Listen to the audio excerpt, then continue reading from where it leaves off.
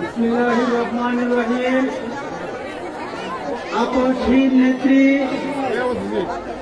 3 বারের চেয়ারপারসন এবং খালেদা জিয়ার রোগ মুক্তি এবং শীত বস্ত্র বিতরণ অনুষ্ঠানের আজকের এই সভার সম্মানিত সভাপতি,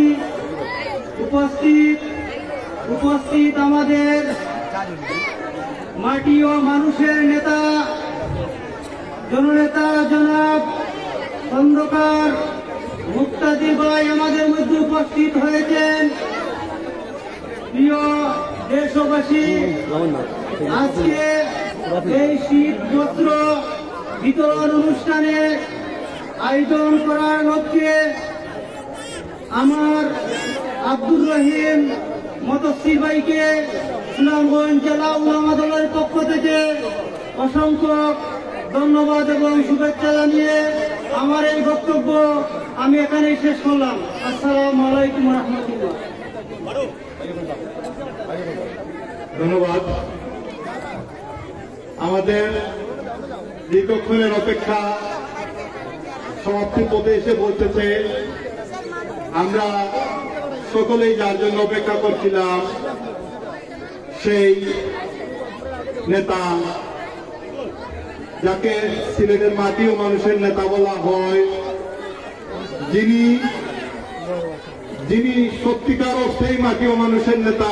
আপনারা দেখেছেন উনি কিভাবে সিলেট 1 আসনের পথে প্রাণ করে কিভাবে ঘুরে বেড়াচ্ছেন। আপনারা দেখেছেন উনি সকল শ্রেণীর মানুষের সাথে উঠা বসা চলাফেরা করতে পারেন এবং সকল শ্রেণীর মানুষকেই তিনি আপন করে নেন।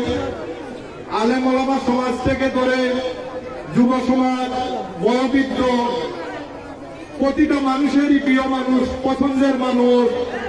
সেই সিলেট 1 আসনের নেতা, আমাদের সিলেট বিভাগে যিনি আগামী দিনের নেতৃত্ব দিবেন বলে আমরা আশা করি, সেই নেতা জনাব খন্দকার আব্দুল মুক্তাদি সাহেব এ পর্যায়ে আমাদের সামনে বক্তব্য রাখবেন। আমরা যেহেতু দল এবং দেশ নির্বাচনমুখী, এবং আমি প্রত্যেককেই অনুরোধ করব আমাদের এই সভাস্থলে যেন পিনপত্তন নীরবতা হয়। আমি সবাইকে অনুরোধ করব প্রথমেই আপনারা সবাই কথা বন্ধ করুন। প্রত্যেকে